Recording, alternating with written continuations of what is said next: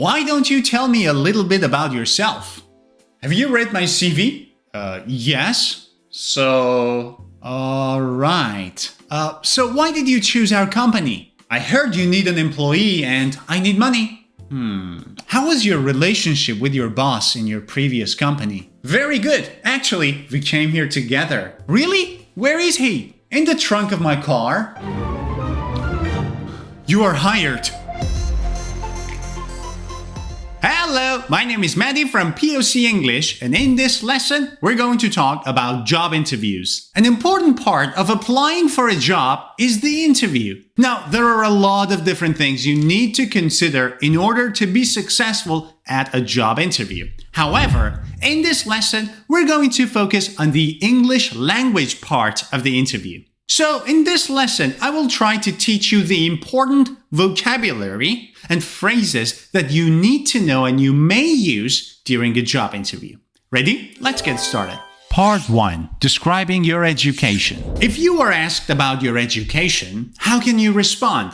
Let's say you have studied at a university and you have a degree. How can you say that in English? Well, look at this structure. I hold a degree in, from, university. For example, I hold a master's degree in business administration from Imperial College London. If you don't want to name your college, you can use this. I have a degree in, for example, I have a master's degree in business administration. Another way to talk about your qualification in this case would be to use the word graduate. Look at this structure. I graduated from, with a degree in, I graduated from Imperial College London with a master's degree in business administration. You see how you can make fancy sentences with these structures? Part 2. Skills and strengths. Now, what if during the interview they ask you about your specific skills or your strengths? How can you say what strengths you have? One way to do this is to say, I am qualified in. And then you can name a software. For example, I'm qualified in accounting, or I am a qualified accountant. Pay attention. I'm qualified in accounting. You name the subject. Or I am a qualified accountant. You name the position. I'm qualified in English teaching. Or I am a qualified English teacher. Another way to do this is to use a phrasal verb. Adept at. To be adept at something means to be very skillful at something. I am adept at dealing with problems. I'm a good problem solver. I am adept at dealing with problems. Or you can use a sentence like this. I think the most valuable skill I have is... and then you name that skill. I think the most valuable skill I have is thinking outside the box. To think outside the box means to think creatively. Or you can use the word strength. My strengths are, and then you list your strengths. My strengths are problem solving and collaborating with others. I'm a good team player. Remember, a good team player is a person who can work well within a team. Look at this. I have a flair for. If you have a flair for something, you have a talent for it. You are very good at it. I have a flair for languages. It means I'm very good at languages. I'm very good at learning different languages. Or I have a flair for negotiation. It means I'm a very good negotiator. Or you can also say I'm excellent at. I'm excellent at negotiation. I'm excellent at learning new languages. Part 3. Describing your experience. Let's say you were asked about your job experience or your previous experience about anything. How can you talk about your experiences? You can say what company you worked for and what position you had. I worked for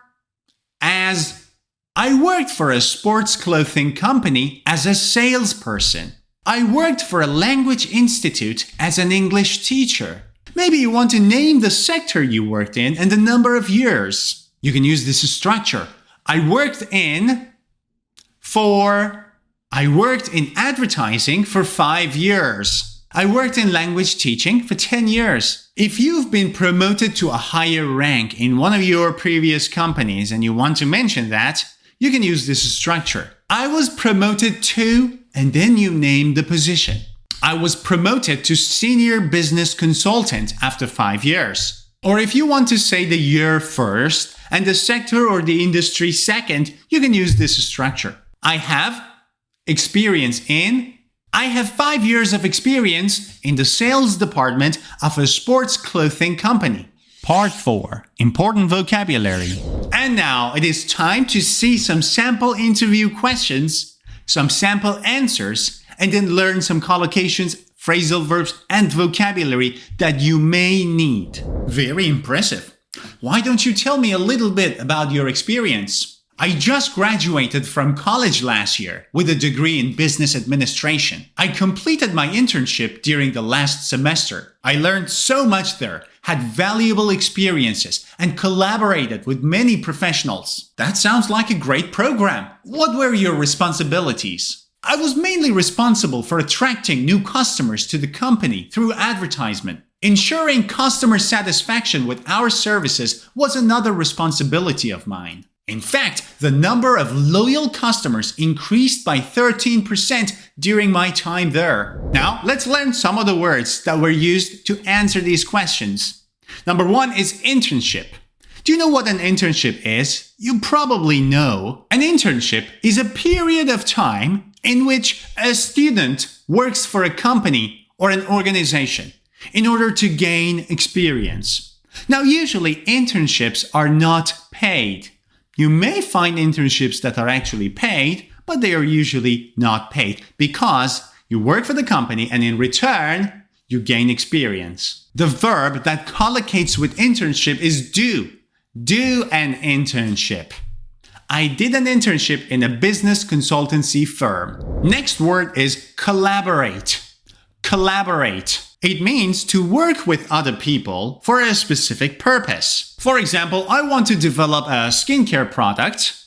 I'm the businessman, but I don't have any knowledge of chemistry. So I work with a chemist to develop a formulation for this skincare product. We are collaborating to create a product.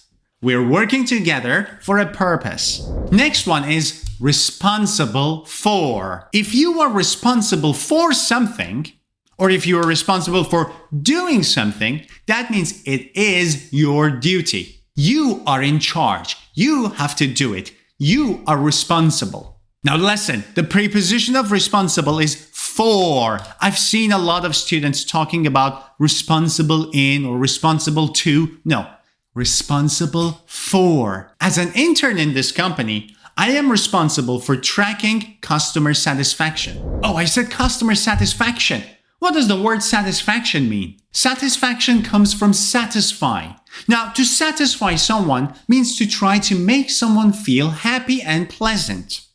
I want to satisfy my customers. The adjective is satisfied. My customers are satisfied. The noun is satisfaction. Customer satisfaction is very important. Why is customer satisfaction important? Because it can create loyal customers. Who are loyal customers? Loyal customers are customers that will always buy from you.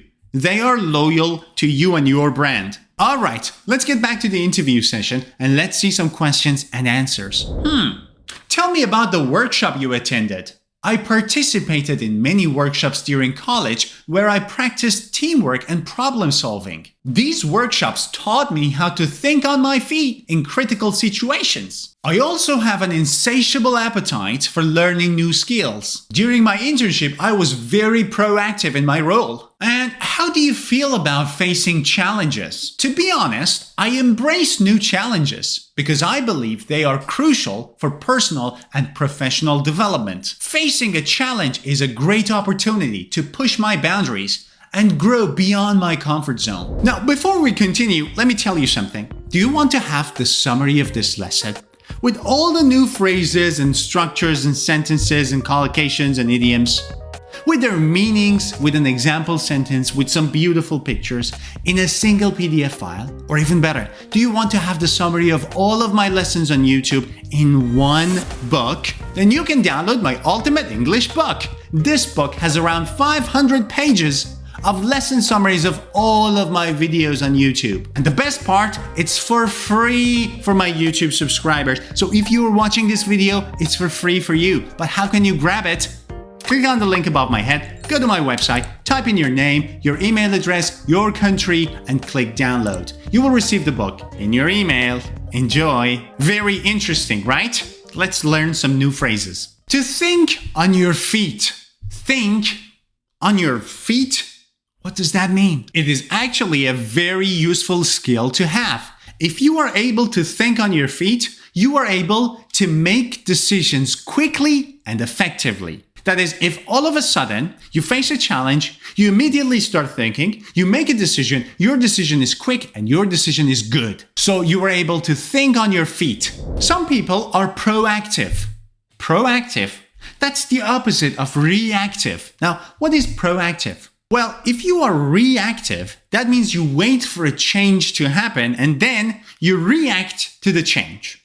If you are proactive, you act first before the change happens. So you, through your actions, cause change. You don't wait for the change to come first. You cause the change. It's actually very important to be proactive in your job. Of course, if you like what you do. Otherwise, is it worth it? Some people enjoy embracing new challenges. Embrace a challenge? Yes, that means to be open to challenges because you know each challenge will make you stronger. What doesn't kill you make you stronger. So if you are afraid of a challenge, chances are you will never get better at doing what you do. But if you are not afraid of a challenge and if you are ready to face the challenges, you actually embrace the challenge because you know that in dealing with that challenge, you will improve. Another collocation with challenge is face. Face a challenge. There is a challenge. I want to face it. That means I want to meet the challenge head on and I want to overcome it. Oh, overcome a challenge is another collocation. Now, a challenge can be a normal challenge or it can be a daunting challenge. A daunting challenge is a very big challenge. Now, what do you do when you see a daunting challenge? You face it, you embrace it, and you try to overcome it. Why? Because in this way, you will push your boundaries. What does it mean to push your boundaries? Well, look at this video. There is a frame. There is nothing outside of the frame of this video. What if I just push the boundaries? I will make the video bigger so you can see more things. It's the same thing with yourself. If you don't face challenges, you will stay as who you are. But if you start facing challenges, embracing challenges, and trying to overcome the challenges, you will start stretching your boundaries, pushing your boundaries, making yourself bigger. Well, not in size, but you know. And to do this, you may want to step out of your comfort zone. Do you know what a comfort zone is? A comfort zone is where you feel you are comfortable and you do not want to get out of it. For example, me staying in my country, that was easy. I was close to my family and I used to live with my parents. My mother used to cook very delicious food. I had a job. It wasn't the best and I didn't like it, but hey, I was close to my family. I didn't want to move. That was my comfort zone. But hey, I decided to push my boundaries. That's why I'm here. It's no longer that comfortable. I feel stressed out all the time. I don't know where my life is headed to. And as you can see, I live all by myself here in London. So I'm out of my comfort zone. And that is necessary if you want to improve yourself. That is important if you want to stretch and push your boundaries. So you need to step out of your comfort zone or grow beyond your comfort zone. So two collocations with comfort zone. Step out of or grow beyond. And that's it, guys. I hope you've enjoyed this lesson. Don't forget to give it a thumbs up. And if you're new to my channel, click subscribe. See ya.